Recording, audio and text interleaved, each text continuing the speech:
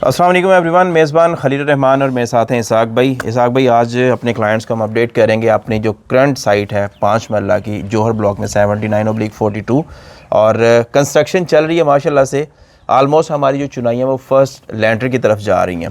इसमें मैं कुछ चीज़ें हैं जो नोट डाउन कर रहा हूँ। फर्स्ट ऑफ ऑल अगर हम देखें डोर हाइट को डिस्कस करेंगे कि इसके ऊपर जो आपने ये बीम डाला हुआ है प्रॉपर जो हमारा, ये किस मेजर पॉइंट के ऊपर जाके हम ऐड अप करते हैं इसके अंदर, और ये क्यों ज़रूरी क्यों, ये भी ज़रा बताइएगा। अच्छा खलील भाई, हर वीडियो में हम बताते हैं कि डोर हाइट जो है हमारी वो क्लियर होनी चाहिए। हमारा जब फिनिशिंग फ्लोर के हम जब उस प्रोसेस में जाते हैं ना, उस वक्त ये आपकी जो पैमाइश है आपकी 8 फुट का मतलब 8 फुट ही होनी चाहिए। ठीक है, अब आ जाएं, अब इस बत्ते पे आ जाएं। ये बड़ी अहम चीज़ होती है। अक्सर क्या होता है कि इसमें एक रद्दे की जितना वो बत्ता बना के रख देते हैं, वो चीज़ इतनी पायदारी में नहीं आती। ठीक है, आपने जब भी डोर लेवल के ऊपर बत्ता डालना है ना, हाँ जी, आपने कम से कम उसकी चेंज मोटाई रखनी है और बकायदा उसमें 4 सूत्र आपने स्टील यूज करना है और उसमें रिंग बना के डालने हैं आपने। सही, 3 सूत्र में रिंग यूज होता है। जी बिल्कुल बिल्कुल। वो आपने 6 इंच के वाई पे या 7 इंच के वाई पे रख के वो आपने प्रॉपर एक शटरिंग करवा के जी फिर इसके ऊपर आपने डालने। कल को ऐसे होता है कि आप अब ये मेरे सेंटर वाला पिलर देख रहे हैं ना, जी बिल्कुल, वो सिंगल बत्ता करके डाल देते हैं, यहाँ से ना जॉइंट्स आ जाते हैं। बिल्कुल ऐसा ही है। तो इसको आप अगर आपके 2 डोर एक साथ में आ रहे हैं, आपने थ्रू आउट इसका मुकम्मल आपने बत्ता डालना है। ठीक है, प्रॉपर एक ही लाइन में आनी चाहिए चीज़। ठीक हो गया। अच्छा इसाक भाई, आपने डोर हाइट की बात की, क्लियर डोर हाइट जो वो 8 फीट हमारी होनी चाहिए। अब मैं यहाँ पे देख रहा हूँ कि हमारी डीपीसी भी है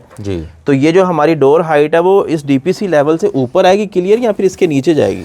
आप जब हमने फर्शों का कच्चा करना होता है ना, डीपीसी डालने का एक मकसद होता है कि आपकी डैम्पनेस कल को ना आए। आपने डीपीसी की नीचे वाली जो सतह होती है उसके बराबर आकर आपने कच्चा करना है, कोई आधा इंच ऊपर तक आए वो डीपीसी आपके स्टार्टिंग लेवल पे आए, वहाँ से आपकी डैम्पनेस का इशू नहीं आता। और आप देखें कि इस पे आपने मेम्ब्रेन भी यूज करना है। ये देखें जी बिल्कुल बिल्कुल, ऐसा ही है, ऐसा ही है। 2 mm में आपने मेम्ब्रेन भी डीपीसी के ऊपर आपने इंस्टॉल लाजमी करना है अल्ट्रा केमिकल करने के बाद। सही हो गया। अच्छा इसाक भाई, अब थोड़ा सा क्लियर हाइट का हमारे लोगों को बता दीजिए, देखने वाले व्यूज़ को स्पेशली, कि जो हमारी ग्राउंड फ्लोर की छत डलती है उसमें हमें एक जो आजकल ट्रेंड चल रहा है मार्केट के अंदर, क्लियर हाइट जो है वो कितनी होती है? 10.5 फीट या 11 फीट रिकमेंडेड क्या है, वो भी ज़रा बताना आपने। ये दोनों चीज़ें ही हो रही हैं, 10.5 फीट भी हो रही है हमारी और 11.5 भी आ रही है रेंज में जो है ना। ठीक है, वो क्लाइंट के ऊपर होता है। क्लाइंट कहें कि हमें 11 फीट चाहिए, तो अब बहरिया आपको 11 फीट भी अलाउ कर रहा है। सही सही जी। क्यों हो वैसे, इसके रीज़न क्या है, स्पेसिफिक रीज़न को बताएंगे हमें? स्पेसिफिक रीज़न ये, हाइट आपकी जितनी ज़्यादा होगी ना उतना आपको बेनिफिट है। घर आपका जो है वो ब्रॉड व्यू जो है अच्छी तरह होगा आपका। ठीक है, और अगर मसलन रोशनी कम भी हो ना, आपको अंदर रोशनी मुकम्मल मिलेगी। सही हो गया, सही हो गया। इसाक भाई, कैंटिलीवर बीम के बारे में हम 12 बात कर चुके हैं। अगेन इसमें तो खैर से एक और अच्छी चीज़ होगी हमारे लिए कि हमारी शटरिंग जो इसमें उतार दी गई है। एक तो आपने इसका मेजर साइज़ बता देना कि कितना मैक्सिमम साइज़ होना चाहिए इसका, उसके बाद इसमें स्पेशली मटेरियल रेशो जो हम यूज़ करते हैं वो आनी चाहिए, और लास्ट वन चीज़ है इसमें कि क्यों ये हम इतना ज़्यादा इंपॉर्टेंस रखते हैं इस चीज़ की जब भी हम एल शेप विंडो लेके आते हैं अपने ड्राइंग रूम के अंदर। जी, कैंटिलीवर जो होता है ना, अब ये 2 बीमों ने आपके आना है। ठीक है, उस पे उन्होंने वेट भी आपका बर्दाश्त करना है, लेंटर का वेट भी उसके ऊपर आएगा। आप देख सकते हैं इसमें पहले भी हमने वीडियोस में बताया है कि पीपीएस जो है इस चीज़ को खास तौर पे बहुत ज़्यादा अहमियत देते हैं इसको। आप बाहर भी देख सकते हैं, हमारा स्टील जो है वो बाहर पड़ा है, मुगल यूज़ हो रहा है हमारा। जी बिल्कुल, मुगल ही यूज़ करें। हाँ जी, 60 ग्रेड में आप यूज़ करें। बिल्कुल, बाकायदा जो रिंग्स हैं उनका इस्तेमाल करें आप। और कैंटिलीवर में ज़्यादातर जहाँ पे लोड आना होता है ना, वो आपको कम से कम 1.5 फुट हाइट में बीम आपको जो है उनकी पोरिंग करनी चाहिए। ठीक है, और 1:4 के रेशियो से आपने करनी चाहिए। सही होगा। और अगर आप शटरिंग लगवा रहे हैं, शटरिंग जो है आपने वो स्टील यूज़ करनी है, फट्टों वाली शटरिंग नहीं यूज़ करनी। सही होगा, ताकि उससे एक नीट एंड साफ सुथरी चीज़ साफ हो, और आपका जो रेशियो होता है ना वो बाहर नहीं निकलता, उसकी दर्जों में से बाहर नहीं निकलता। बाकायदा जो प्लेट्स के जॉइंट्स होते हैं उसमें टेपिंग होती है। सही सही सही, ठीक हो गया। अच्छा इसाक भाई, हमारा ये प्लॉट तकरीबन if I am not wrong 10.5 से 11 फीट के आसपास गहरा था। ये हमारा 10 फीट गहरा है, तकरीबन 10 फीट गहरा प्लॉट था।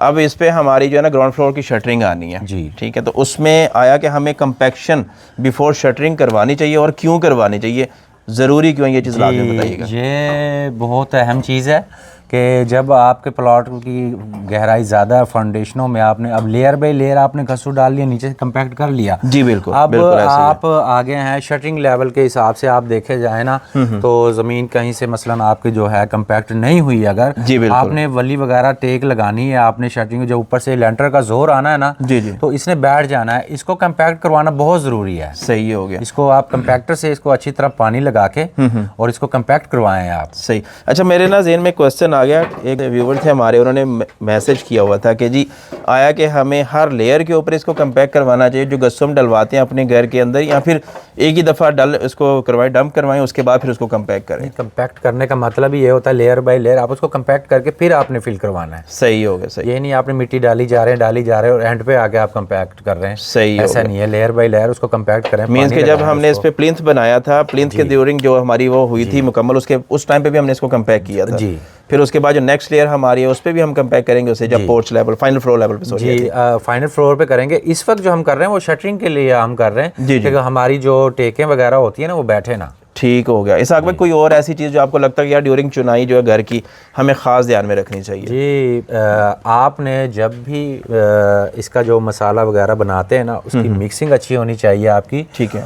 और 1-4 के मसाले से आपने उसको चुनाई करवाना है, ठीक है। आप फिर बाद में प्लस्तर के प्रोसेस जो होता है वो भी 1-4 का ही, पीपीएस जो है वो 1-4 ही इस्तेमाल करता है। ऐसे ही इवन के जो हम कच्चे वगैरह करते हैं ना, वो भी 1:4 का हम रेशो लगा रहे हैं आप। सही, हालांकि वो हमारी लेंटर में यूज़ होती है। जी, पहले होता था 1:4:8 का होता था, लेकिन पीपीएस ने वो चीज़ें अब छोड़ दी हैं। ठीक है, कि अब आगे बेहतर से बेहतर हो, क्लाइंट जो है उसको अच्छे से अच्छा काम करके दें हम। सही होगा। तो नाज़रीन, ये कुछ अहम चीज़ें थी, कुछ बातें थी जो मैं चाह रहा था आप लोगों से शेयर करना थ्रू इसाक भाई।